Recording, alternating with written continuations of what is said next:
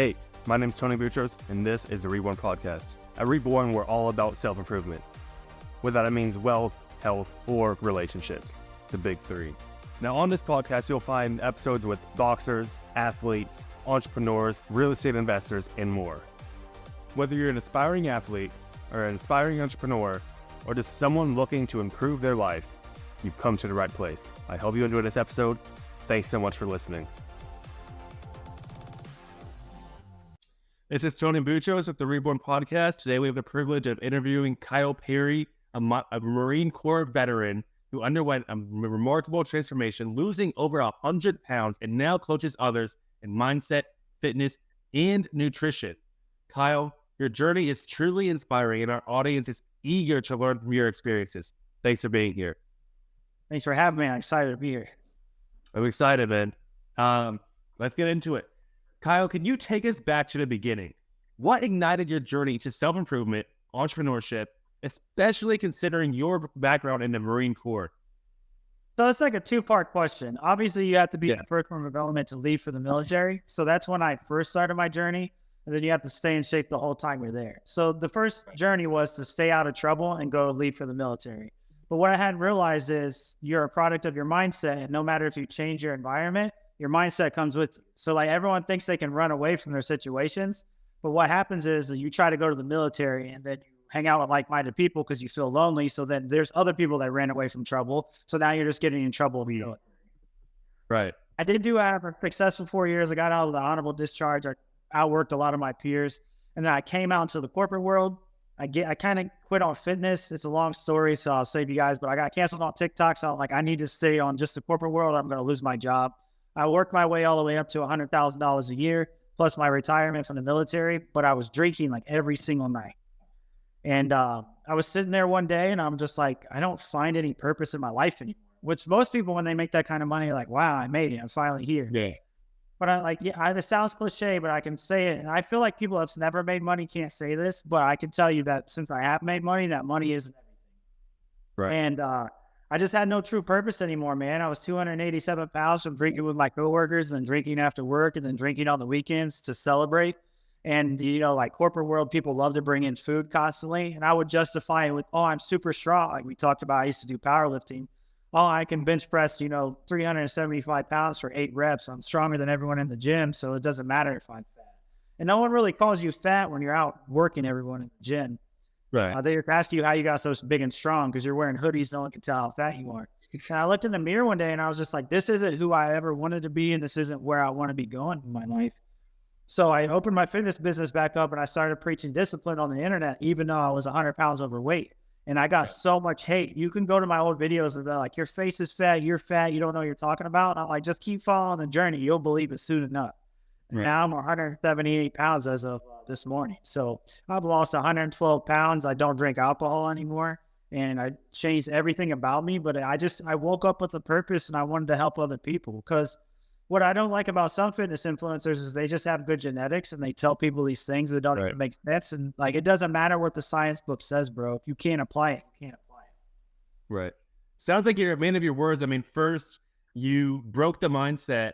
You came onto social media. You realized that I need to really be a man of my word. You lost the weight and now you're here. I saw a post of yours on social media on Instagram talking about you're going to be the biggest, the number one fitness, mindset, nutrition coach on social media. And given what you've delivered on your past promises, I have no doubt that can definitely happen. You mentioned that you are more of a product of your mindset, not a product of your environment. How do you differentiate between the two? Because if you're around your environment, it's difficult to get into a different mindset of the people that are millionaires rather than people who are crackheads. Right? Yeah, exactly. You have to stop going in that environment. I don't care if it's your friend, your family member, the kid you grew up with in the sandbox. If he's not good for you, he's not good for you. Even if it's mom and dad, if they're toxic people, you have to at least, when you're first going into your personal development road, cut them out of your life. You can love them from afar, check on them through text messages and things like that, but you cannot go around them. And I experienced this firsthand with my sister and my family, like, oh, you're losing too much weight. All you do is just enjoy life. You're working too much.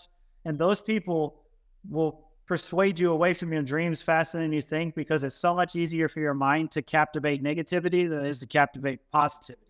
And if you don't believe me, go on the internet, look at a positive video and look at how many negative comments there are. They get way more comments back than the positive. Right. So that's a unique perspective, because I've heard in the past people talking about limit your surroundings. So if it's your mom, if it's your dad, if it's your sister, limit how much you're around them. Maybe Thanksgiving or whatever holiday, but don't cut them out entirely because they're still family. But you're saying, yeah, talk to them over the phone or text them. Hope they're doing well, but don't see them. Don't see them. And it's going to offend some people, but you can't. If you have an addictive personality, or you have a personality that will fall victim to what they say, it will ruin your day for days on end, because you'll keep thinking about all the things they said to you. And I know, because I lived it firsthand. And I know other people, like my mom is like this, or my sister, even spouses, bro.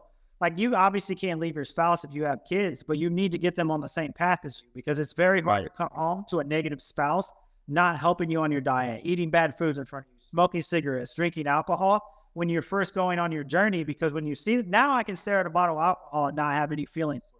But when I first tried to quit, I would see that and I'd see someone drinking, I'm like, fuck it, give me a beer. Right. Yeah. It's hard. You brought up your spouse. I saw a post of yours the other day. Transparently, I was doing some research, trying to know my stuff. But I saw a post of yours the other day, and it said that you guys worked very, very close to getting divorced, and that now you've rebuilt your relationship, you're raising kids, and you've successfully built a business online. How has that shifted since before? Did she also go through a weight loss journey? Is she helping you with coaching? How has that relationship shifted for you guys? So we were both drinking at the time. The reason we almost went through a divorce, and I'm a very open person, and I know the more famous you get or the more eyeballs you start to get on you, people try to cancel you. So I always tell my story.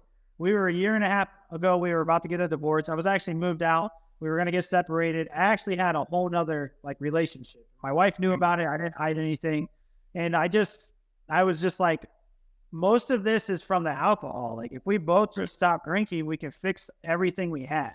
And I texted her, I'm like, hey, I'm going to come over. And then we talked. I'm like, look, we've been married we've made it longer than most marriages. We've been married 10 years. Most people don't even make it that far. Like, the divorce rate is extremely high, especially for military. We were married in the Marine Corps. That divorce rate's 80%. And so we made it through all those statistics, but we almost became one. But she realized, just like me, we needed to internalize the change. She's lost almost 40 pounds because she quit drinking. She started eating better. And ultimately, she just started taking her life serious like me, because what would happen, and a lot of the fights that we would start with, is I would go on this personal development journey, and I was trying to grind my business, and she'd be like, oh, you're not spending enough time with me. You're not doing this. And I was like, if you want to have a better life, you have to be willing to make a sacrifice of not being able to spend as much time with me for this first year so we can work out all the kinks, because that's just how business works, bro. You have to work a 9 to 5, and you have to work a 5 to 9. And that's how business works, because you have to be able to fund the business you're building. Right. And she couldn't internalize that for a very long time, which she said on podcasts we've been on before is I wish I would have let you do this 3 years ago, 4 years ago when you wanted to, because we would have been so much further ahead in life. Right. That's the ultimate regret. You always look at successful people, and they're always like, the only thing I regret, none of the mistakes I made do I regret. The one thing I regret is not starting sooner. Yep. I've been trying this for 7 years and I always gave up on myself. This is the biggest I've ever been, and I've only been consistent at it for 3 months. So imagine if I would have been that consistent for 7 years straight, how far I'd be, bro. I was this is going to sound funny, but I was literally the original Andrew Tate, because I got canceled on TikTok before I knew anyone got canceled. I got canceled by 7 million people. I compared people calling 50 Cent fat to people saying Lizzo's beautiful. And I said, why do we call a man fat, but we call a woman beautiful? And we have to quit living these double standards. Some famous lady that's a super liberal person stitched it. All her following came to me. They gave my Google My Business 1,000 one-star reviews. They told me to go kill myself, all kinds of stuff. And that's when I went into the corporate world, because I didn't want to lose my job. So I just stopped doing it. But if I would have especially now, because Lizzo's getting canceled, it's funny how the world comes back around. I realize she's a really bad person, does really grotesque things to her workers. is that if I would have just capitalized on that to the right people, because I had a lot of support on that video too, as much as I had hate, but I was scared to lose my job. But if I would have capitalized on it then and stayed consistent, my business would be huge right now, bro. Like, look at Andrew Tate. He got canceled, went to prison, but his business is bigger. Right. Liver King got canceled. His business is bigger than ever. But I had a corporate job at the time, and I couldn't take that risk. Right. So it's you didn't have that fuck you money built up, essentially. No, I didn't have, like, I had an established business, but not like I do now. Like, I built it off of aggression now, so that way when people see me get canceled for it, they're like, oh, that's a video she's been posting anyway. And that's what I signed up with her, so it wouldn't matter. Right. So Lizzo's getting canceled. I haven't heard about that. What happened with her?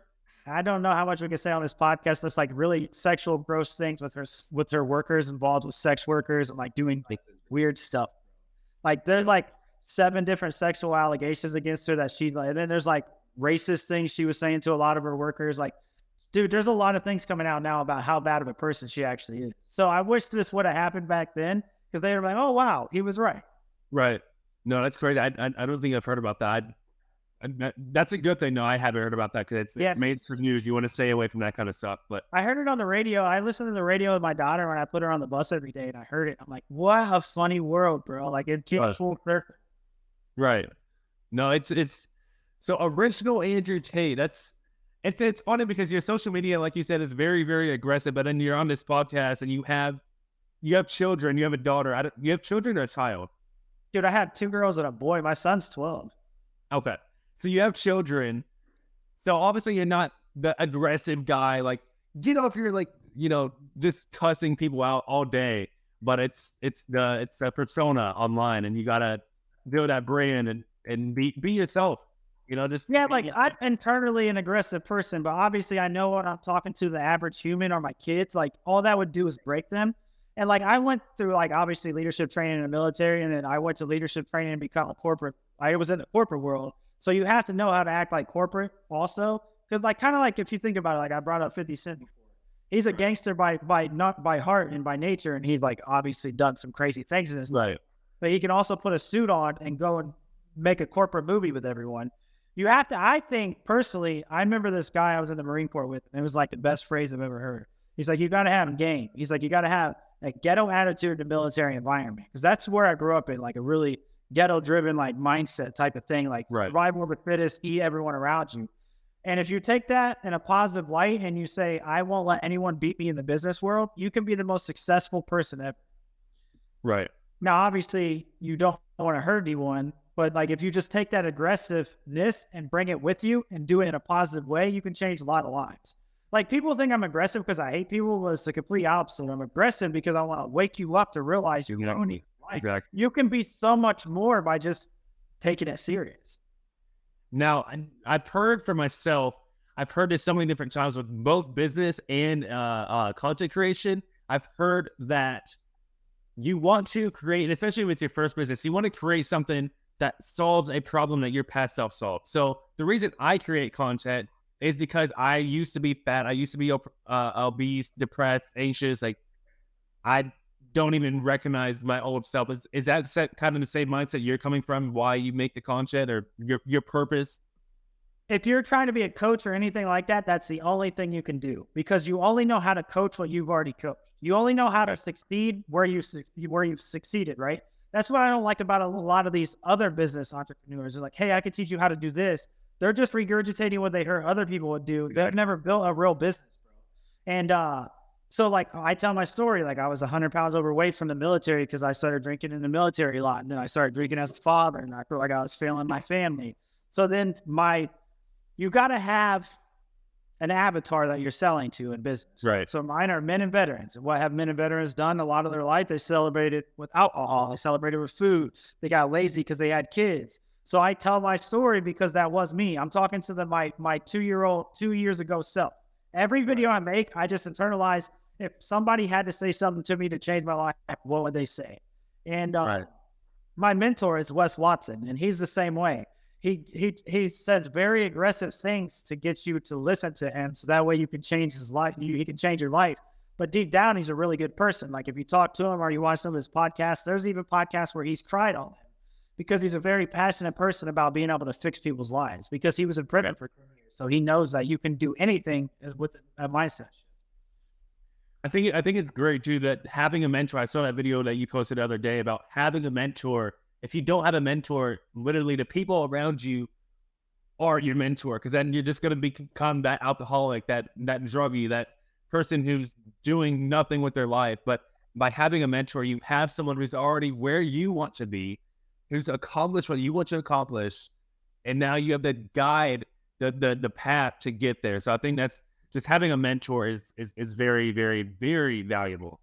Yeah, dude, and society is so brainwashed because they're like, oh, you paid 6 months of mentoring and business coaching for 12 grand for your mentor.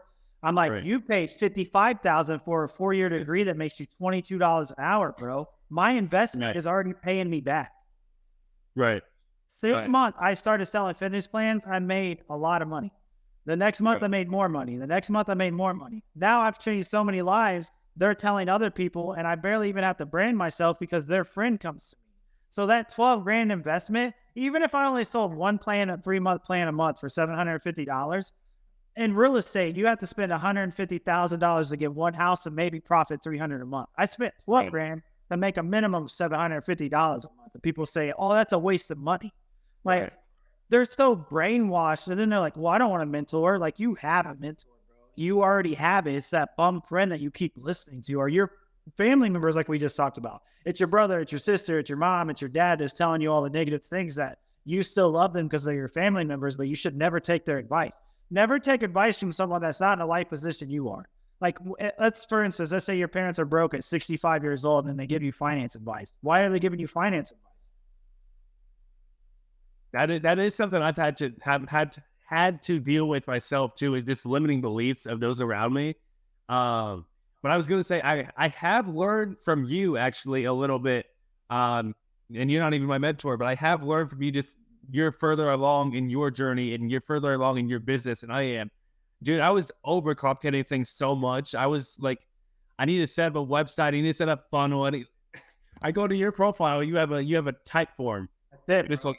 like, it's crazy. So I actually used to do all those things and I made less money. I used to have a funnel, I used to have a website. So the thing about fitness, right, is they have to know you as a person. No, like, dude, I used to have people, I used to spend money on SEO. I used to have like the most fancy website. Right. If you Googled me, I would pop up first in Google in your area. But the thing is, when you come to my website and you don't know me as a person, you read it, you never sign up.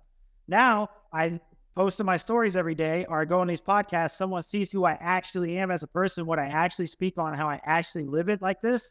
And they're like, oh, he was overweight. Oh, he was an alcoholic. Oh, he's a father. Oh, he's a busy person too. Just like me. I want to know how he does it. Now, when you go to a website, you don't know the full story. Yeah, you're reading it, but you're not seeing it in real time.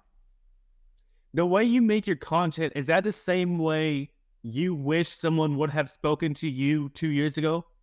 Yeah, that's exactly why I changed. Like I said, my mentor, Wes Watson, he's the one I watched on the internet. I tell people all the time, like, just because you don't hire me doesn't mean I can't be your mentor. Go watch all my stuff. Your life will drastically change if you just do your life like I do my life on my stories every day. Like, I wake up, I do my burpees, I make my macros, I track my macros every day, and then I do a second workout. I read a book, and then I talk about the book, and then I make a motivational quote at night. If you surrounded your own life with motivational stuff, from start to finish, your life would 10x by itself with no coach. Right. Now, the coach part takes out the guesswork on what your macros should be, what your fitness plans should be. And the best part about the mentor is the accountability factor. If you have to check in with me every Sunday, humans don't want to fail another human by nature. That's how we're built. That's how we're created. That's the whole point of anxiety and depression, because most people have anxiety or depression because they're worried about what other people think about them or what society thinks about them, or they haven't accomplished enough in life. So if you have somebody that you have to come and tell, I failed my diet to, it's way easier to stay to the diet. Right. I'm a big believer in free value, and that's what the content is. Just I think Hormozy, Alex Hormozy says, give away the how, but sell the action. I can't remember exactly how he phrases it, but it's essentially you'll take their hand and help them through it for your business, but you'll give away how to do it for free. And I do the same that's thing. what you do. I give them the how, I'm selling them the who. I'm selling them me. Like you're Right. getting me, somebody that's already been through all this as your coach. You're getting someone that knows how to take your life apart like an onion. Like, dude, I've been successful in the military. I've been successful in the corporate world. I've been successful in the business world, and I've lost my own weight. And I'm a master trainer through fitness. So, like, Right. I've already done it. So, all you're getting all 5 pieces of my life tailored straight to you, customized to whatever your goals. Yeah. And I'm not even saying you like if you don't. That's why I do so many interviews on my Instagram, because if you don't like my aggressiveness, I interview coaches all the time. But the mission's bigger than. I just want people to. I just want people to improve their lives, and if it's through another coach, my mission is still accomplished, whether I made money or not. Right. Right. And you can give away the how, and you can really give away the how to anything because you've been exactly where they're at. Like, because you've been, like you said, successful in so many different areas. Dude, I can teach someone how to be a plant manager somewhere, how to climb up the corporate ranks. And I have living proof of this. The guy I left, the place I left from, the guy I mentored, he is now the assistant manager there. He started on the bottom floor, and the guy underneath him is the shift lead, who also has been mentored by me. They both started on the bottom floor, and I started at one above the bottom floor there. Within 2 years, I was a plant manager, and everyone I mentored climbed up the ranks. What is the one moment? What is the moment where you felt you had failed in your journey, and how did you bounce back from it? I tell this story on almost every podcast, but I think it needs to be told. It's kind of violent, so if you don't like violence, you probably shouldn't listen. But so when I was coming, I was like a year sober. So I had drank one time back in April. I was on a cruise. I had this cruise booked for like a year and a half. I bought it for me and my wife to celebrate. It was when I bought it like a year before that, when I had already started going on my sobriety. It was because we decided to work on our marriage, and it was like around her birthday. So she's like, we should just drink. We've already bought the drinking packages. I'm like, yeah, that's fine. So we went to Miami. I went down with one of my best friends. He brought a friend and his wife. And I've actually got along with all these people. I've even helped the people that I had this altercation with move. Well, those people can't really handle alcohol. I can handle my alcohol, but as soon as you make me mad, my demons come out. Well, this girl's talking really crazy to my wife, like talking nonsense, saying she's going to fight her, all these things. And I look at this guy and I'm like, if you don't get your wife, I'm going to smack you as hard as I can. I'm going to smack the taste buds out of your mouth. Long story short, I smacked him. I broke the wall. Like I put an end in the wall, and he had like this bump that looked like his brain was coming out of his head. And I was so scared that I like something like he had brain bleeding or whatever. So we go on this cruise the next day. We see him. They don't talk to us. And we're like 8 hours into the cruise, and the cruise ship comes over. Like we have to turn around. There's an emergency situation. And I'm like, in my head, I'm like, oh my God, like this dude has brain bleeding. He's going to the hospital. Like this is the last bullet I'm ever going to dodge. Like I'm done for. Like an hour later, I see him walking around, and he was fighting with his wife. So he hung out with us anyways. So it wasn't him, but in my head for like an hour and a half, I thought I was going to prison for the rest of my life. Right. And that was the time where I'm like, I don't need alcohol. Not because I don't know how to act, but most people don't know how to act when they drink too much alcohol. And I'm the type of person that can't control my anger when I'm drunk. It's hard for me to control my anger when I'm sober. That's why I live such a disciplined life. Because there's times at Walmart where I just want to crack someone's skull open for talking crazy. People are so disrespectful because they know in today's society, if you put hands on them, even though they started it, you're the one that's ruining your whole entire life. How long ago was that? That was about 2 years ago? That fight? Yeah. No, that was in April. Oh, that was in April this year. Okay. I was sober for almost a year and a half, and then I did that, and I've been sober since. So like I've really only technically been sober since April. Okay. Okay, I see. Would you say you are grateful for that happening though? Because it was a weekend ball? Or never take it back. One, I think everyone needs to learn that there are repercussions, and if you do talk crazy, you do say you're gonna fight someone, like just stand by your words. Because I was in the military, dude. You fight your next rank if they're talking crazy. Right. That's just where I'm from. You fight all the time. Like here, like you get shot if you talk crazy to people. So I'm used to that. But these people are from a different place, so they never really saw like the repercussions. I'm not saying you should fight because it's very bad to put your hands on other people, but at the same time, there's consequences for your words. People need to understand. Right. And maybe I shouldn't have taken it that far, but I've warned them for like 10 minutes straight. Like, don't stop talking to my wife like that. Like, I'm going to do something. Stop. I told them like 10 times, bro. They just kept pushing. They were the aggressors. I finally snapped. And, but it finally woke me up. Like, I just can't have alcohol. Because most of the time I can talk myself out of stuff like that. Was there any legal repercussions from that or no? Nah, like they knew that they pushed a lot of issues, and I had witnesses there. Um, Yeah.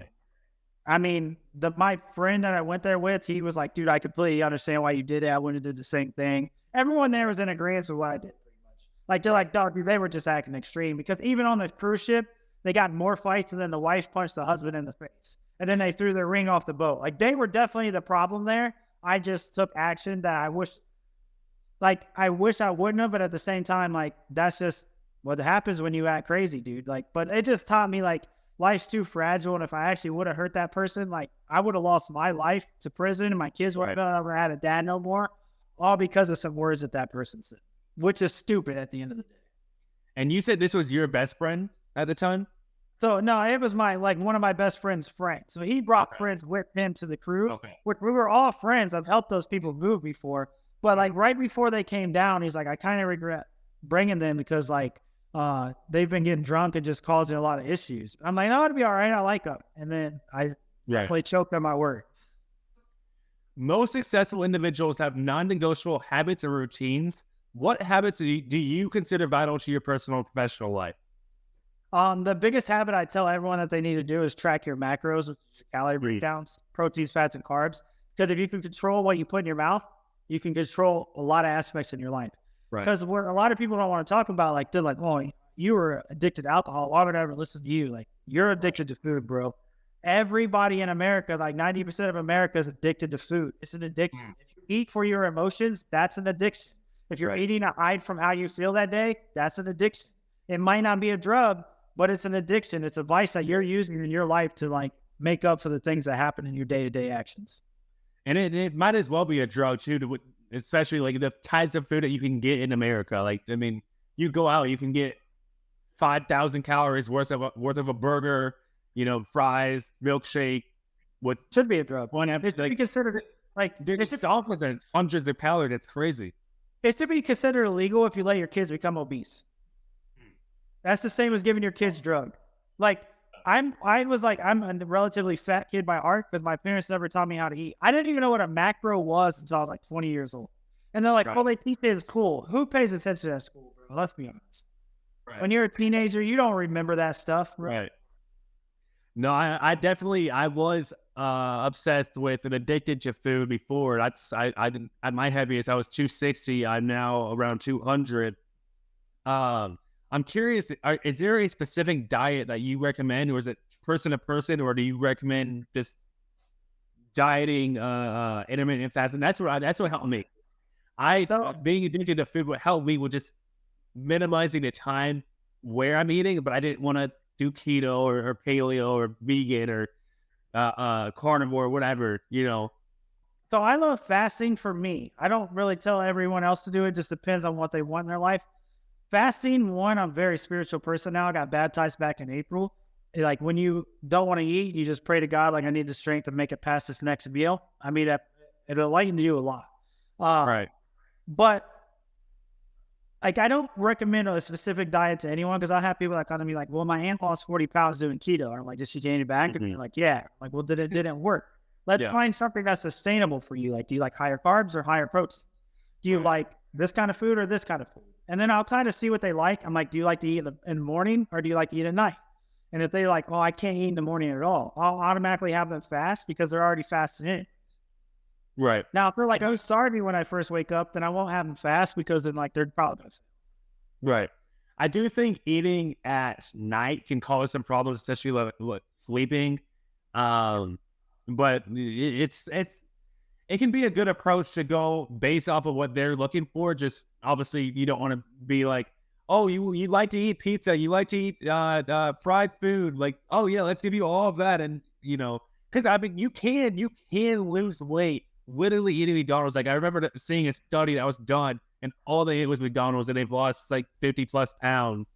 It's hard though, bro. Like it's not hard to lose weight, it's hard to stay full, dude. Right. Like, if a client really wanted to do that, sure, you can try it, but you're going to be hungry. Like, you're going to be so hungry because you can go on and make that same burger that tastes 9 out of 10 versus 10 out of 10 and make it for less calories, higher protein, and be able to eat 2 of them for the same amount of calories of what you would eat out there. Exactly. Yeah, it's I always think to myself, and I need to make more content on this, but I always think like you can lose weight literally eating anything, but if you do, for example, eat McDonald's and that's your only meal, you're not gonna actually feel good. Like your mental state is gonna be terrible. You're not gonna be able to think at the highest of your ability. Like I always think of things from a holistic approach. Like health for me is less important than or not health, but fitness is less important than business as a man. But I think it's necessary, first of all, and I think it's in for me, it was a gateway drug to building a business because you build the discipline, you build the resilience through the gym and through getting in shape, but then you develop that into business. So I think for me, it's obviously it's one of the most important things, like second most important thing. But I'm curious if you have a similar mindset on that.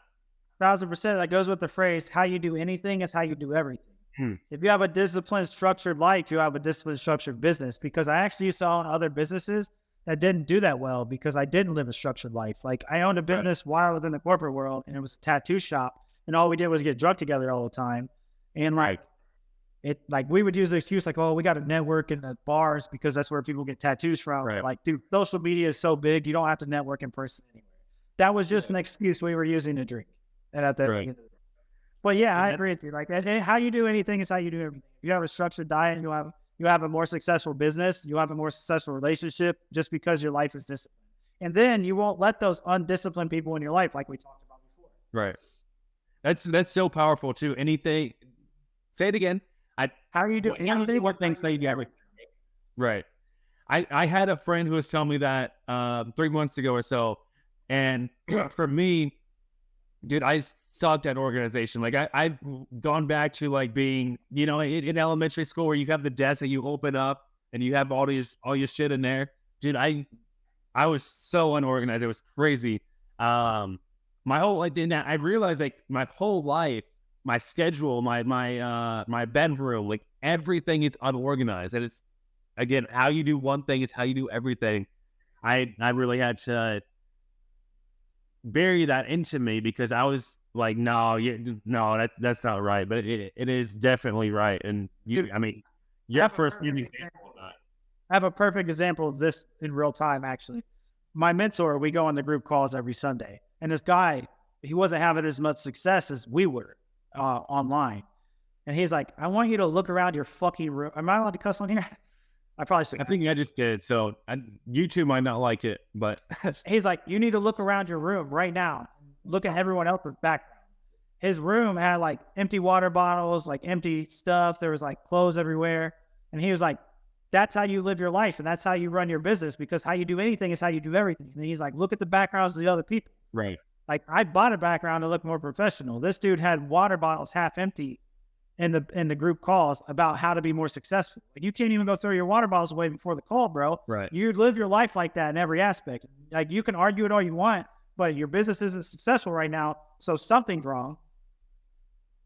Is that a physical background or is that a virtual? Yeah, background? it's like vinyl. Oh, okay. Okay. I was thinking that. Yeah, like I have a whole gym set up. My camera's too like posted up, but I would show you. So like I have a gym. This is actually the only thing that I don't keep organized is my gym, because I treat it like a dungeon.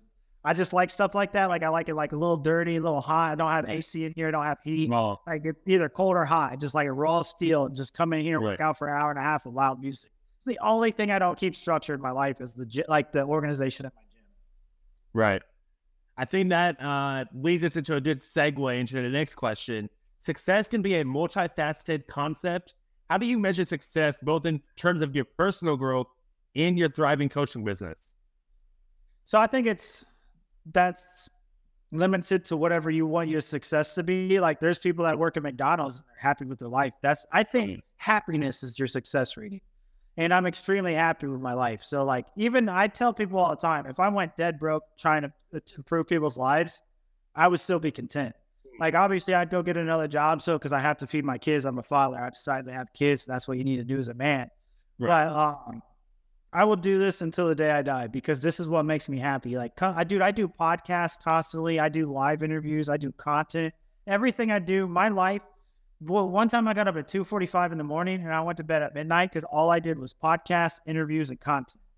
And I work more now than I ever did, but it doesn't feel like work, bro. Like, I like some of the, like these podcasts, when we get real deep into these conversations, I get goosebumps because of how impactful I know this can be on one person's life. Right. So two questions for you. One, do you define success as happiness? And two, how do you define happiness?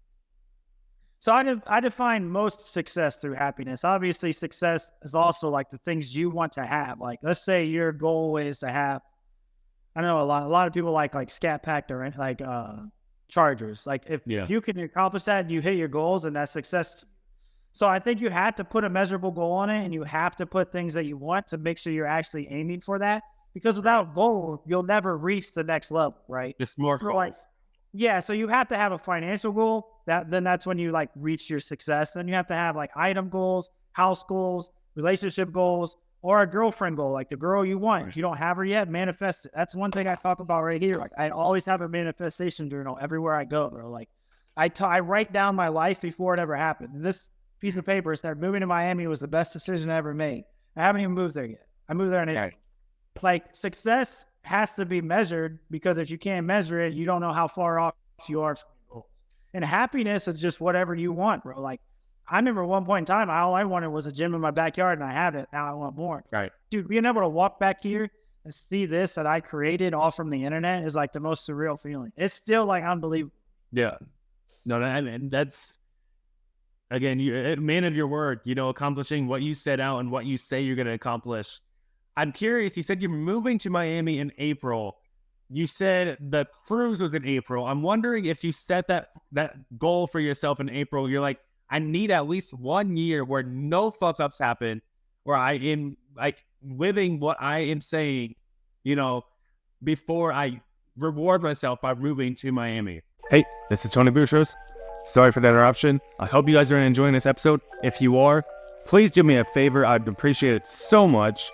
Just share this episode with someone else who can gain value, an entrepreneur, an athlete, or just someone trying to improve their life. If you have that person in mind or people in mind, please, I'm asking you from the bottom of my heart to share it with them. Not only would it mean so much to me, it would mean so much to them. You know what they say, your network is your net worth. Be a valuable part of someone else's network. Thanks for listening. I hope you enjoy the rest of the episode. Is that? I honestly might have did that subconsciously, bro. Like, you might have just actually made me realize that, but I didn't like.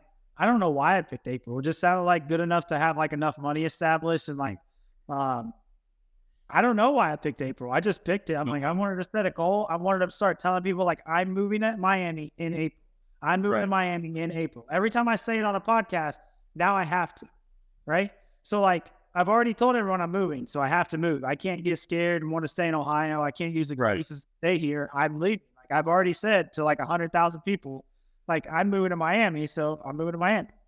Like, I mean, I think Miami's a lot more fun to live in than Ohio as well. It's just, well, that's where my mentor is. A lot of the people in my group move there because that's like the fitness mecca of the world. No one likes fitness where I'm at. None of my clients are from my hometown, so it doesn't make sense to stay here anymore. And like, if you go to an area that has more income and they see you, they can afford your plans. You know what I mean? So it's just marketing. And then like, when people, some of my business is personal development and self-improvement. If people watch me move from a house in Ohio to a beautiful condo in Miami, they're going to be like, right, this stuff must work. Right. Do you plan on doing in-person coaching then when you do move to Miami? I really like in-person training. That's where I started, but it's like, I'm so busy. It's hard, bro. Like, right. I'm doing so many sales calls for my online training. What I was thinking about doing is making them one day where I don't take any sales calls or any podcasts and going to a gym. And if anyone, like, not even charging, because I make good money. Like, if anyone wants to network with me and work out, come to this gym. I'll be there from like 8 in the morning to like 2 in the afternoon, just so I can get that feeling of like helping people out in person. Because it's such a cool feeling to be able to sit and talk. Most people don't hire you as an in-person trainer to train them in person. They just want to talk to someone, bro. Right. I think in-person training is a lot different too than online training, because online training, a lot of it, like you said, is you're selling yourself, you're selling the accountability.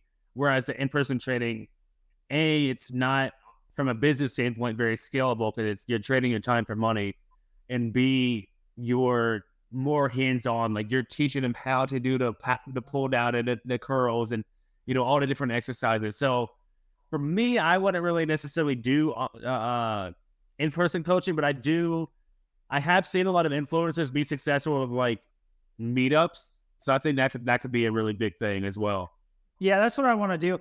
And the thing is, like, you're right. It's really hard to scale unless you only target high ticket people that pay like $100 an hour and coach 2 at a time. But like, I don't want to charge $100 an hour for someone to come work out with me. Like, I'm just not that kind of person. I think that's what gyms charge though, because they charge like $100 an hour, 70 to 100, and then the trainer gets like 30, 50, whatever. Yeah, gyms charge a lot, bro. That's like when people say my online coaching is expensive. Like, bro, I charge $299 a month, and the more commitment you take, it gets cheaper. So like, I'm 100x cheaper than getting an in-person trainer, and like, you get videos with all of your workouts. You know how to do them. You get a coach. I'm like a drill instructor in your pocket. Like $299 a month is not a lot of money compared to what people pay for in-person training. I think it's the same thing. $299 a month is not a lot. Same thing as what you were saying earlier with the mentor. It's a lot more expensive to not pay that $299 a month and keep living the way you're living. On my last live, someone came on there. Like, me and my wife did our expenses yesterday in our bank account. We spent $1,000 on fast food last month. That's not including gas station trips and alcohol or cigarettes or tobacco. So now you might be spending $1,300 a month, and you could pay me $299 a month to break 9. Even if you only beat half of that, right? And now you're only spending $700 a month. You saved $2,100 in 3 months, and you paid. Right. You made money to get me as a coach. Right. But even other than the monetary savings from it, like you're saving literally your life. Like, one, you could die early. But two, I was actually listening to an End My Let podcast the other day, and I forget who the guest was, but some really, really smart scientist. And they were talking about how literally like the life expectancy within the next 20, 30 years could go up like twice as much as it is right now if you're in good shape. And obviously in the beginning, if you have the money to afford it. But you can literally live like 150 years. And I think they're also trying to develop an AI that can basically integrate yourself into the AI, which is crazy. But I mean, you're literally saving your own life by getting your health in check. And that's, again, I know I said earlier that business is more important, but like it's crucial to be in good shape. And with business, you're going to build your business a lot higher, a lot bigger with your health, because you're going to have the mindset for it. I remember I watched that same podcast. It's like every 4 years we survive from right now, we live 0.25 years long. So if you can live 40 more years, the science from there already bought you an extra 10 to 15 years. I thought it was something more crazy than that. It is crazier than that, but it was like a gist of that, like every 4 years, like a year or something. It's something crazy. Yeah. No, it was, I mean, insane. Like right now, the average lifespan is like 70, 80 years. And you also have to consider that most people today, I think it's like 70%, or maybe it's even 90%, something crazy, like are fat or obese. So if you're in shape, like, higher. I think it's like 80% of people are overweight and 40% of those 80 people are obese. Yeah. It's crazy. Only 2% of the world has visible abs. Damn. That's crazy. I mean, that's still a lot of people because there's a lot of people on the planet. Yeah. But still, bro, like, that's wild. Yeah. No, that's crazy. That's a goal. My abs are starting to come in. I gotta get leaner myself. But no, that's a goal I've had for myself. I remember when I first started working out, I think the second month when I started working out, I was going on vacation, and I thought I was gonna have abs by the time I went on vacation. I started at 260 pounds. It's like that's it's way further away than you think, bro. Yeah. Everyone's like, oh, if I lose 30 pounds, I'll have abs. No, you might as well. Like, I thought, like, I have abs now, but I've lost 110 pounds. I thought I was only 60 pounds away from having abs. Because, like, as I lost weight, I'm like, oh, I can see the outline of my abs. Oh, I can see the outline of my abs. but you still have a lot more fat to dig away from than you think. Like, and I want everyone to know that anyone to listen to this, anybody can have abs, bro. I'm 30 years old. I'm in the best shape of my life with 3 kids, and I'm a very busy person. I've never had this deep of abs in my life. And if you don't believe me, you can go to my Instagram and look at how thick my abs are. Yeah. No, I'd probably need to lose another 10, 20 pounds myself, honestly. But just got, I mean, you gotta, that's another thing. You have to be realistic with where you are to then get to where you want to be. Like for me, an issue that I've had in the past is wanting everything now. Like, especially starting so young, I genuinely believe that I can be one of, if not the best or more successful entrepreneurs of all time, while also achieving other things in my personal life. But like, I'm not going to do that today. I'm not going to become a millionaire or a billionaire today.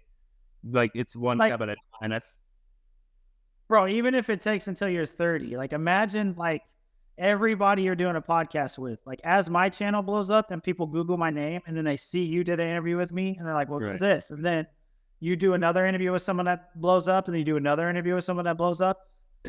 You're only 20, bro. Like, imagine if you stay this consistent interviewing this many people, do this much personal development for a 5-year period. Like, there's no 25-year-old I know that's done that for that long. Selfishly, that is part of it. Another part of it is the networking, because you're just going to be able to have some great conversations like this. I mean, you're going to learn from every conversation you have having in podcasts directly about self-improvement. That's another thing about a mentor. Everyone that signs up with me, I post on my social media. It's like, dude, this company right here, Favored by God, I didn't even know who they were, bro. They messaged me and said, hey, you inspired me to start a business. It's called Favored by God, winners only. And they're like, we want to send you a free hoodie. So like just me staying consistent help someone inspire, start with their own clothing company. And then I got a free $70 hoodie out of it. Like, the networking consistency changes so many things. And then like I posted them on my story. They only have like 200 followers right now. Right. I have 7,000. And then I'm on this podcast right now where more people are going to see this. And they didn't pay me to talk about it. I just think it's a cool concept. And then my video editor that I used to have, bro, he was a 15-year-old kid. And I had him almost 10 clients. He was making $450 per client. So at 15 years old, he was making $4,500 a month. And all he did, bro, he took one of my videos. He messaged me. He's like, hey, I did this for you for free. Do you like it? I'm like, that's sweet, bro. He's like, I charge $450 a month. I'm like, all right, let's do it. That was that simple. Yeah. And then I went to the Boston sit down where I met like Andy Frisella and like really big shots there. And I was like networking with everyone there. And they're like, dude, I love your Instagram. I found you after your speech. Like, well, who does your video editing? I'm like, this dude does, this dude does, this dude does. I got almost 10 clients, dude. Damn. So you did a speech at a First Forum meetup?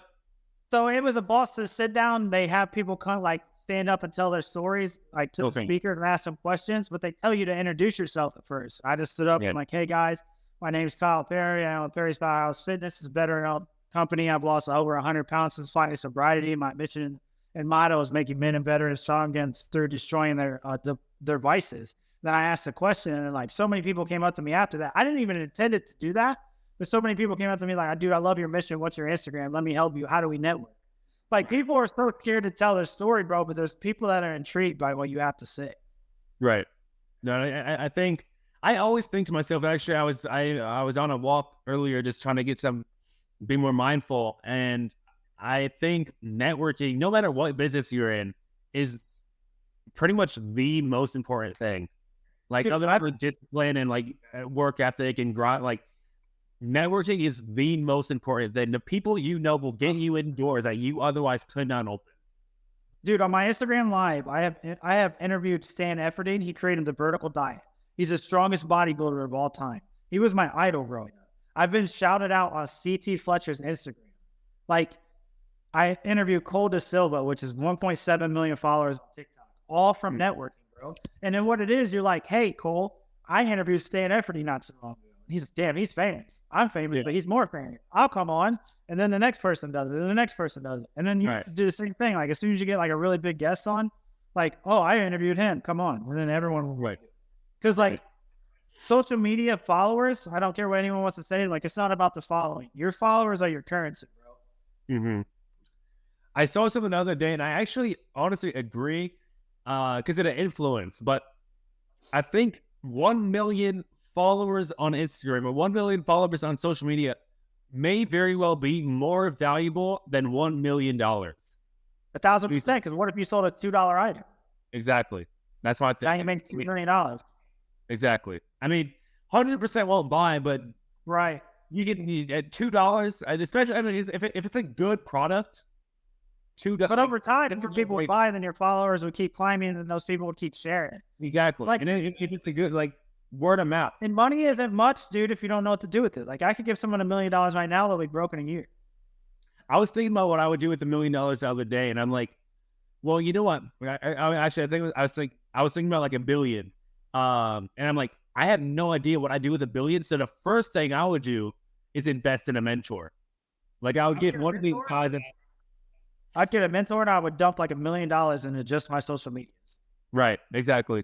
I think advertisement just to get more followers. That's all I do. Yeah. Just $1 million straight to ads.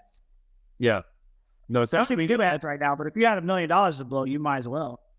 I am going to start most likely doing some ads here soon, just so I can spread the message, you know, so that impact more lives. That's at the end of the day, that's what it's about. You know, it's changing lives, impacting lives, and improving men.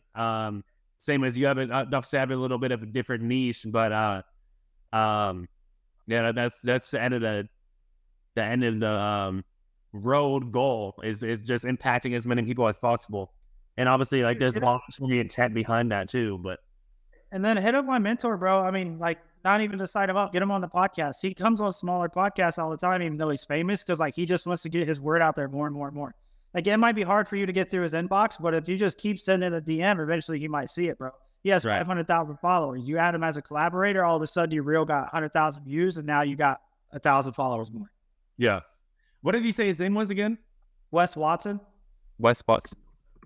I looked him up earlier. Okay. It's a cool dude, bro. Yeah. I'll shoot him a message. I'll tell him I just did a podcast with Kyle Perry, and like, hey, I'm very serious about what I'm doing. Would love to connect and see how I can help you out. You know, yeah. Ask if he'll come. That's the other thing. That's another thing. Is providing free value. Like, I actually have a video coming out on this here soon, and it's about like providing free value actually makes your business more successful. There's like actually a statistic that like I think it's like 20% higher retention and profit from businesses that give away free value. I think it was like specifically for email marketing. But like, dude, you just give away free value to prove you that you know you're doing anyways. Or like one of the guys I did a live interview with, he's like, thanks so much, you're helping me more than I'm helping you because I only had 200 followers. I'm like, bro, it's not about your following, it's about getting the mission out. Right. Like, and I'm helping you, and like the universe knows when you help people, bro. Like, now I just shared him to 7,000 of my followers. Right. And now he's gonna grow, and then the universe knows I helped him, and then he helps more people. Like, it's all about just being a better person in general. You know what I mean? You know what's crazy is Alex Hormozi again he's like the king of free value, and he's a decamillionaire. But you talk to someone who's broke, living on their mom's couch, and they're like, "Why would I work for free?" Like, they genuinely think their time is worth something. And the sad truth is, one, it's not, and two, you probably could get a high-paying job or high-paying gig working for someone who does make good money by giving first free value, like that 15-year-old kid did for you. Dude, that's exactly how I climbed up in the corporate world. I worked more hours than everyone. I did things that weren't my job scope, and I proved myself over and over and over and over and over with no extra money. And then eventually they're like, this kid just keeps showing up no matter what. Like, it's just like, dude, I was the youngest plant manager on paper running a chemical plant, bro. Like, yeah. And all I did was show up more than everyone else. Right. It's consistency. It's honestly, it's almost, I forget what the word I'm looking for right now is, but it's almost like so much out there. Like, so many people are like, oh yeah, I need to be consistent, but like they hear it everywhere. So they're like, that's bullshit. But you hear it everywhere because it's not bullshit, because it's literally the thing that got people where they want to be, like discipline and consistency and yada, yada, yada. Like, No, What, that's what you people need are to always do. like, well, I'm just going to invest in the stock market because that's where the money's at. But like, what do you think the stock market is? It's consistently putting Yeah. money into something that builds consistent interest over years and years and years. So why Right. would that not work with your life? Back to Alex Hormozy, he says it all the time. He's like, I didn't invest in the S&P. I invested in S&B. I invested in myself. It's the same thing. Right. It's just interest compounded over time, whether you put it in the stock market, you put it into yourself, you put it into your own business. Because my wife the other day was like, so like, we don't have a 401k. How do we retire? I'm like, 401ks are for people with 9 to 5s. You invest into real estate and you invest into yourself and you invest into other businesses. Because you know how many people I know with 401ks in 2008 that couldn't retire because it crashed? Nothing's fake, bro, besides you. If you put all your chips on you and you know for a fact you won't quit, you'll always win. I think another thing that people need to pick up is not only investing money, because not everyone has money. There might be another 15-year-old kid on this podcast right now listening. Another thing you need to invest is your time. Yeah. Like, And again, going back to what I was saying. send people clothes for free if you have a clothing company, bro. Exactly. Send them something, bro. Like, I don't care what it is, a postcard. Like, if you can find their address, just send them a postcard. And they're like, who is this? Like, Right. there's so many things you can do for free. Like, bro, if you sell Rolexes, send somebody that wears Rolexes that has a big following a free Rolex. Right. Right. And it's like $15,000-$20,000 or whatever for more, probably more for the higher end ones. But it's like, bro, this person gives you a shout out to their, let's say 3 million followers and then get, I don't know, 1 million story views. Do you think what people? Huh? That's 1 million people that just saw your business at Exactly. You know how much money that would cost for the advertisement? It would cost way more than 15 grand. Exactly. I mean, it's like you're paying for their audience, kind of, but you're also paying for the connection. Like, again, going back to networking, the network, just having them in their connection, having them in your network is just like, do you not think that they're gonna have other friends who might be looking for exactly a Rolex right now? Like, bro, if someone sent me a $15,000 Rolex, I would 100% check them out on Instagram and see who they are and what they're doing.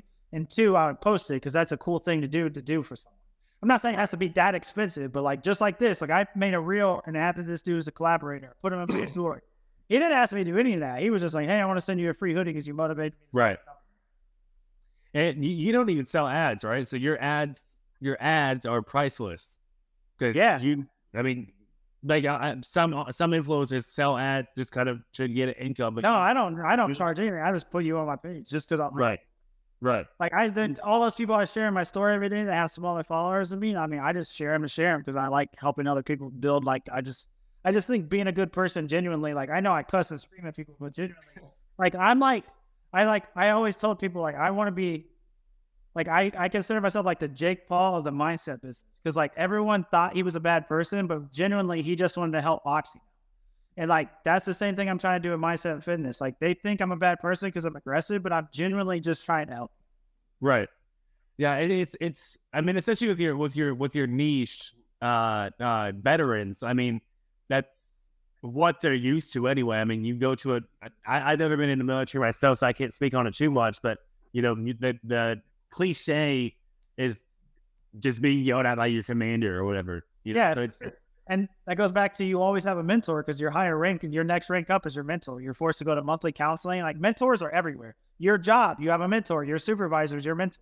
Right. I don't want a mentor. Like, bro, you get counselings at work. You get counselings in the military. You get counselings in school. Those were your mentors. Everyone has always had a mentor. I will say one thing that I've been thinking about is if you do have a job, you don't have your own business yet. And even if you do have your own business, you can flip this. But like, if you have a job, try and work for someone who you actually are inspired by their life. Like, for example, I know people in real estate that have a $1 million house, that have a beautiful family, they're well groomed. Like, I'd rather work for them than someone who doesn't have their shit together. You know, it's starting some sketchy business, but it's paying you a ton of money. Like it's think about who you're surrounding yourself with. And on the flip side, if you're a business owner, Like, who are you going to directly report to? Who are you going to hire underneath you? Don't hire the guy who might take less money, but yeah, they're doing a shit job, because one, it's going to affect the business, and two, it's going to affect you, because having to have them within your business. Like, not only is it going to make you less money, it's also going to negatively impact your culture. It's like, Dude, I agree with that. Like, the only place I've ever been successful at in the corporate world was that last place I was at. And it's because, like, when I walked in there for my interview, I saw the general managers driving like brand new Audis and brand new cars, and like the way they carried themselves, they had a nice house, so you could tell they had a nice family. But most factory places I worked at before, the plant manager was like fat, overweight, didn't have a nice car because he let his vices beat him. And it never motivated me to want to be there because they didn't look successful. The first place I got to where the higher ups actually look successful, I'm like, I want to be there. I'm going to. You know, one of the most important things, and I think I've touched on this before, is with being overweight, it's that exact thing. Like, it's not just, oh yeah, I'm 50 pounds overweight and I'm gonna die sooner. And yeah, oh, that's true. But you're also gonna, one, not have the mindset. You're not gonna have the conviction to sell. You're not gonna have the respect. Like, no one's gonna respect you. I guarantee you, Kyle, are much more respected today than you were when you were 300 pounds. Am I correct? Dude, and the thing is, I don't know anyone in the successful corporate world really high up in sales that's extremely fat. I've never met one. Exactly. I mean, you look at anyone who's successful, and I mean, I'm thinking of Lizzo now, but even her being canceled now. You think of anyone that's successful that you look up to, they're in shape, and it's like they might not talk about fitness, but clearly they live it. So, what do you think is the difference between them and you? Like, you want to get to that level. It's not just about working your ass off and then, drinking alcohol afterwards. The thing that bugged me about society, bro, is like, well, what have you accomplished? And I'll tell them, and I'm like, oh, now you're just bragging. Like, bro, you ask me why what I'm saying makes sense and why I could teach people this. I tell you all my accolades, and then you're like, well, that don't even matter. Like, if my life don't matter, your life sure as fuck don't matter. Yeah. You know what I mean? Like, if you've accomplished less than me, how can you tell me that I can't talk? If you can tell me I can't talk when you've accomplished less than me, how can you do it? Because people will come on like, you're not a doctor. You can't talk about it. That's not how it works. How can you tell someone that's not how it works if you're not a doctor either? Right. They're still condescending in the words they say on the internet, bro. It's crazy. And I think also a part of it, though, is they are insecure with themselves. And so they're not going off on you. They're going off on themselves. They're hurting on the inside. Going out on you. You know what They're I mean? hurting on the inside. You know how many people I signed up that started off with hateful comments on my page? A lot. There's a lot of people I inbox me like, you should go kill yourself. And then like 10 minutes later, they're asking me how I do my plans. Right. Exactly. It's just, I mean, it's hard, especially if they're older, like they're 30, 40, 50, whatever. Like, and they have to really sit down and think about what they've done for the first half of their life. And they're like, fuck. Yeah, they're 30 years old and has accomplished 100 times more than I have. And he is setting up a coaching business for something that I've never even been able to accomplish for myself. And it's like, it's just very, very humbling. I'm not an envious person, bro, but when I went to that Boston sit down, there was this 19-year-old kid there that sold watches, and he was at the private dinner with me. Bro, I could not have afforded to go to a private dinner at 19 years old. Like, I was like, damn, if I would have did this but the thing is, bro, like what they need to realize, those 60-year-olds, like they didn't internalize the change yet. So the money or the life, they wouldn't have been ready to live. They would have got the body they wanted, then they would have cheated on their wives. They would have got the money they wanted, and then they would have blew it. Like, if you're not ready for the success and the money, you will not treat it correctly. So, like, I'm glad that I went through all the trials and tribulations I did, because I'm at the maturity level now to actually be able to enjoy this money. I say that all the time. Like, I am growing up, I had, like I said, very, very poor mental and physical health. And I'm actually a pretty big guy too. Obviously back then I was fat, but like I'm pretty tall. And I mean, I wouldn't be where I am right now. I wouldn't be on this podcast if I had not gone through trials and tribulations. They truly make you who you are. I mean, if I had a great, high school career, I probably would be in college, like you said, spending $50K for a job that will get you $22 an hour. But instead, I'm building this business that'll inevitably become way, way larger than that. You know, Everything in our past, what helped us get where we need to be, bro. Like, dude, I went to jail twice, and I went to the military, and I did things I didn't like, and like I've almost been in a lot of trouble, and like a lot of my friends are dead or in prison. But like, I had to go through those things to realize how precious life was. Yeah. right. That's why some people haven't ever changed, bro, because they've never went through deep, dark things yet that ever forced them to need to change. Like if you made it to 60 years old, mediocre life, it's because you never really, really experienced true pain, true despair. I do think that's definitely true. I remember looking at some kids that just like they grew up wealthy, they grew up with everything, and you look at them and they're fat slobs playing video games on their mom's couch, just like I said earlier. I mean, the only difference is they're in their mom's couch inside of a mansion, but and that's what the are you actually going to accomplish? That's like parent fault too, because like yeah, I'm very successful, and I'll never let my kids get overweight. I'm good. I built my daughter's a beast in gymnastics. My son plays a ton of video games, but he's still in shape. I would never let her get out of shape. My wife has a different mindset. She's like, he doesn't need to play as many video games. But I'm at the point where like I'm like, those people become successful at playing video games or being video editors or like being podcasters. So like let him do what he wants to do. If that's what he enjoys and he doesn't want to play sports, don't force him to do something that he doesn't want to do. Just make sure you instill discipline in him and make sure he instills like core values into him. But let him do what he's actually passionate about, or you're going to kill his fire.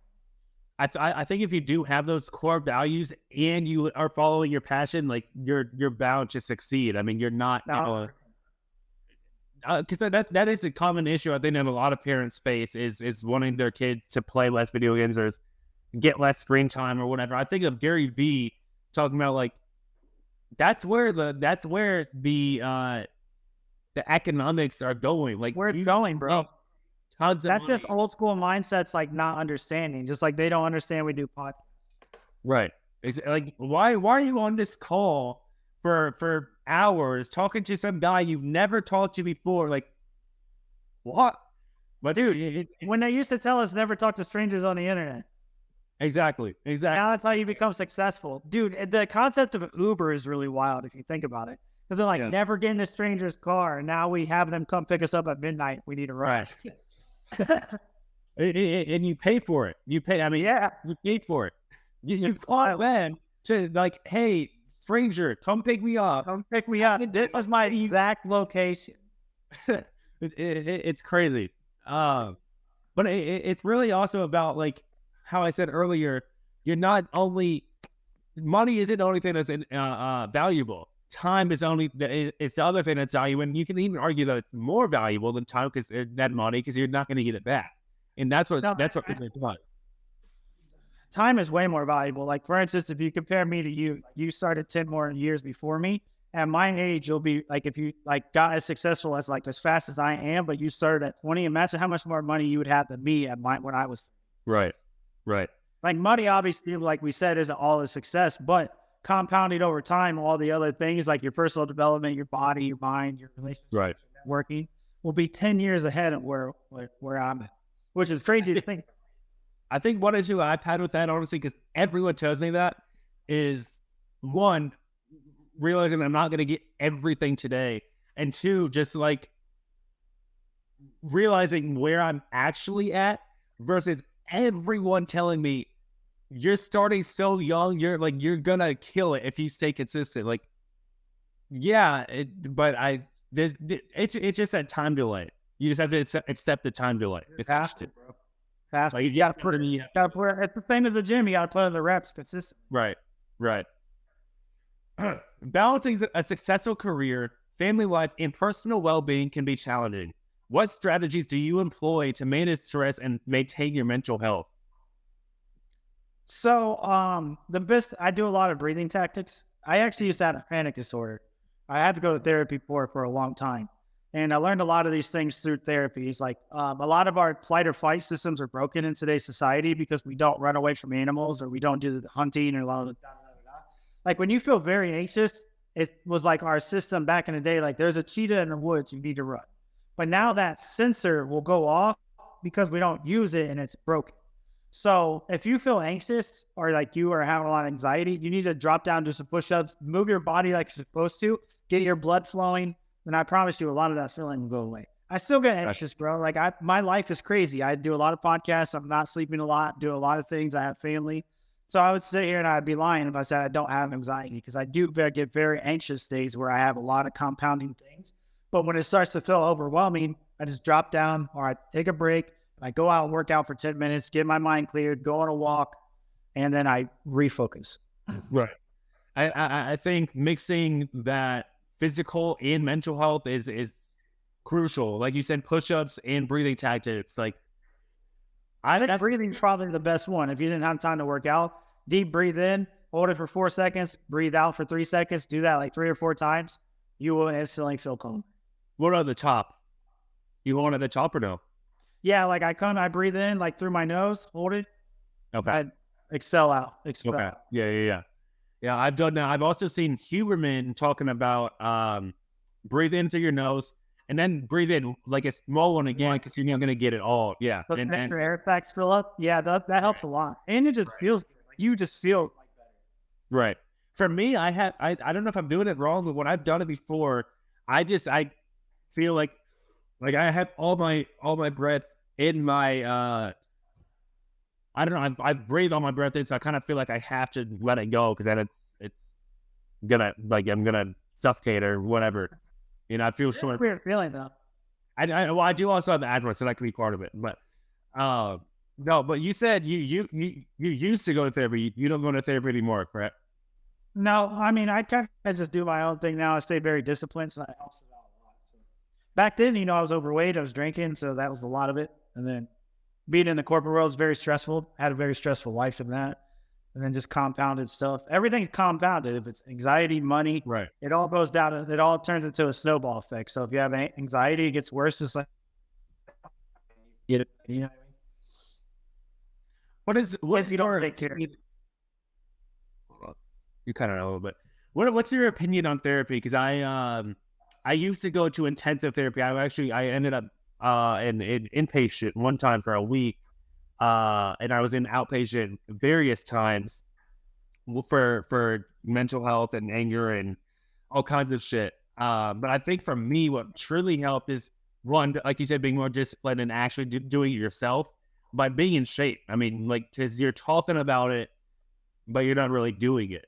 Like, I think now, if I went back to therapy today, I could see how it could be helpful, because I could both be doing self-improvement on my own and working out physically, while also talking it out to a third party who's neutral, who doesn't know who you are. Because, if you talk to your parents, they're like, oh yeah, whatever, you're doing great. Yeah. Like, Therapy doesn't work unless you internalize the change, like we were talking about. right. Coaching doesn't work. Mentoring doesn't work unless you internalize the change. Like you can go talk to your therapist all day, but unless you apply what they tell you, then you actually take your life more serious and like. Exactly. Most therapists are going to tell you to work out and eat better. Like, yeah, that's like all therapists are mental health experts. Most of them tell you to eat better. They ask you if you work out. They tell you to move your body. I don't know if I've had a therapist tell me that, which is crazy. So maybe I haven't had a good therapist. But that's wild. Yeah, like I went because I have my one that used to prescribe me medication, and then I have my actual therapist at the VA, and they both asked, and they want you to work out. Right. But they were both in shape. Now, if you go to a therapist that's not in shape, they're not going to tell you. Right. I have had in shape therapists for the most part, but no, I mean, to this day, and I say this all the time, to this day, I always tell people I work out more for my mental health than I work out for my physical health, and that's why I started too. Although I post what I look like because it helps like promote myself, but I don't really. Right. I just exactly. Like, I mean, it's mental health is so much more important, I think, than physical health, but you cannot achieve mental health without physical health, and that's the funny part. Like, yeah, I agree. It's more important, but you can't do mental without the physical. For sure. And the thing is, they don't have to do as much as they think. Like they could just do a 10-minute walk after every meal and just eat better, and that alone will improve your mental health. Exactly. I mean, yeah, it's, I think what makes most people fail is they want to go from 0 to 100. They want to go from drinking and eating fast food and doing all kinds of bullshit to doing, only eating salads and eating like only drinking water and going for a 2 hour run every day. And like, that's not maintainable. That's not how you're going to lose weight. And And that's the why way- they fail. that's why I only lost my weight in the beginning because of intermittent fasting, because I couldn't stick to a diet. And that's why they fail. They take it too serious too fast. You can get to that point if that's how you want to live life, but you can't start tomorrow if you're not doing anything and live life like that. It'd Right. never work. It'd never work. I also did no cardio in the beginning, by the way, like, and I lost weight. I remember I actually only started doing cardio because I got bored of lifting. Like it just became boring because I was doing it every day. So I kept lifting, but I started doing cardio just to switch it up. And I mean, it's My first 50 pounds, I didn't do cardio at all. right. Now I just do cardio mainly for heart health and mental clarity. Like rucking is very good for your mental health. If you can put a 45-pound pack on your back and walk for an hour and tell yourself not to quit and like be within your mind and just talk to yourself, it's the most relaxing thing you can ever feel. It's been like, it's just like a runner's high. It's euphoric.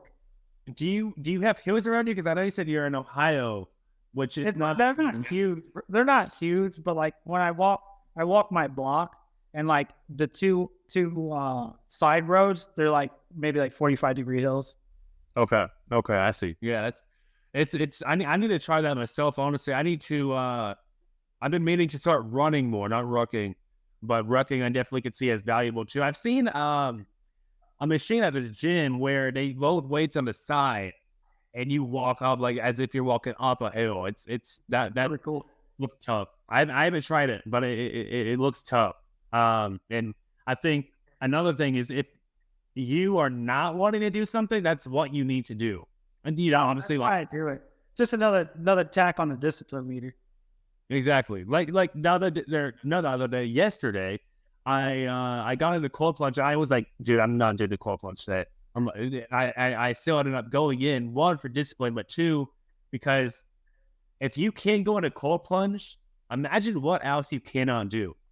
And it's in a couple minutes, bro. Like if you can't force yourself to do something for a couple minutes, like imagine if you have a task that's 2 hours long. Exactly.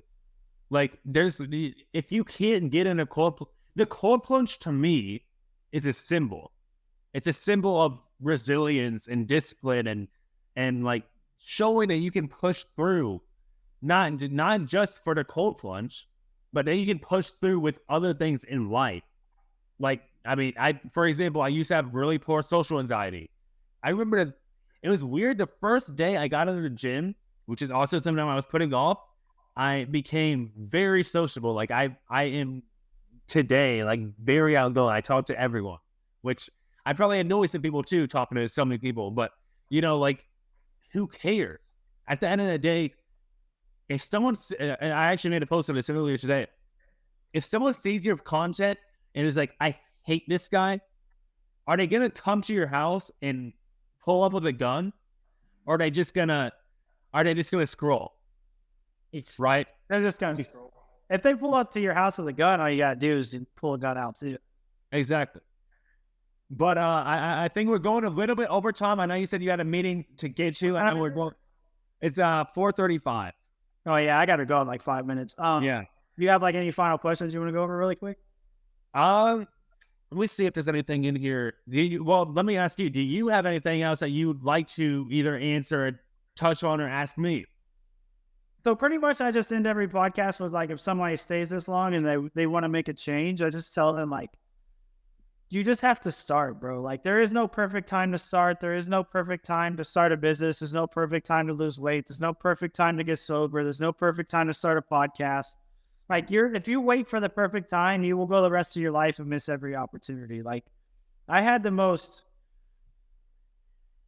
never should have like left my job with the circumstances that happened, but I just did it because I knew I had to.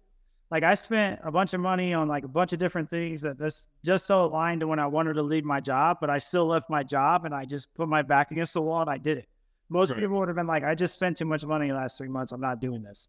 But I know this is my purpose. And like at the end of the day, if you know you need to lose weight or you have visions of being a better person, like Steve Harvey says it all the time. Like if you're having visions of nicer cars, nicer houses, nicer anything, a better body, that's not by mistake, bro. That's the universe telling you can have those things. You just need to figure out how to get them. Right. And then it's like you said, it's never the best time. There's actually a quote, I think, that says the best time to plant a tree or start a podcast and start working out was yesterday. But yesterday's no longer here. So the best time to start is today.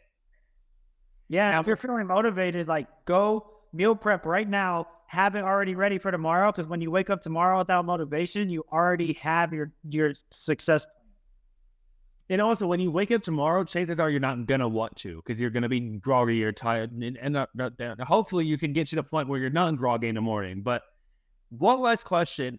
In your opinion, what is the single most crucial trait an individual should cultivate to achieve success? It's always discipline. You always have to have discipline. If you can't figure out how to have, because I had this question today, they're like, they said they were struggling with motivation. You're always going to struggle with motivation. Everyone. Right. I wake up all the time like, I don't want to do this shit. And then I'm just like, I have to. There's people that they're banking on me to win, and I have discipline enough to just force myself to. Yes, I think you have to like look around you, like look at, especially if you have a family, like look at your wife, look at your children. How can you not be motivated? Like that's all the motivation you need. And I don't have a wife. I don't have a family. Like I'm, not there yet, but like, how can you not be motivated by these little children who you put into the earth?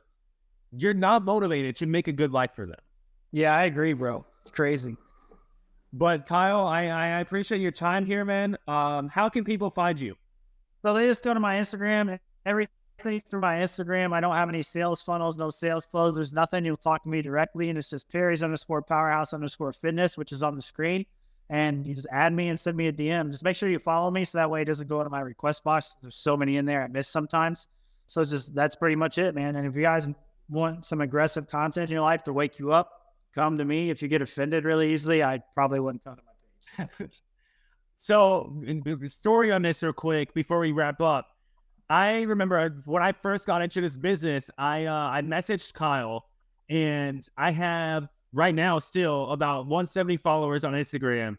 And I'm like, hey, do you want to get on this podcast? I think your message would be very, very valuable. And he messaged me. We had a good conversation, and now we've had a very, very good conversation. So that just shows you what kind of guy Kyle is. Like, he is receptive, and he truly wants to improve not only himself, but the world and those around him. So definitely shoot him a message. Definitely go follow him. Truly powerful. Thanks for being here. Thanks for having me, bro. I appreciate it. Have a good day, bro. You as well. Hey, this is Tony Boutrous. I hope you guys enjoyed the episode. If you did, please feel free to subscribe. I would love to see you on the next episode. Also, if you have 10 seconds, I'd appreciate it if you would leave a review or a rating. I would appreciate it so much. I hope to see you guys in the next episode. As always, thanks for listening. Have a great day.